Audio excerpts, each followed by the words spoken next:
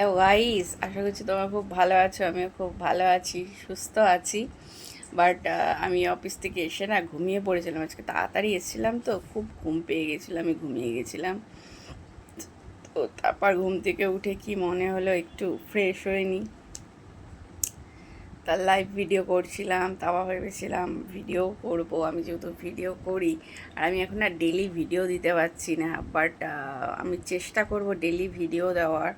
ঠিক আছে, কেন আমার দুদিকে সামলাতে হয়, কাজ ঘর সবটাই সামলাতে হয়।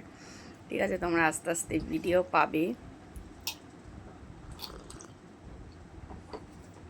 তো তোমাদেরকে বলছি যেটা, দেখো আমাকে কে ভিডিওতে দেখছে, কে কিভাবে দেখছে না দেখছে, আমার তাতে কোনো যায় আসে না, বুঝেছো?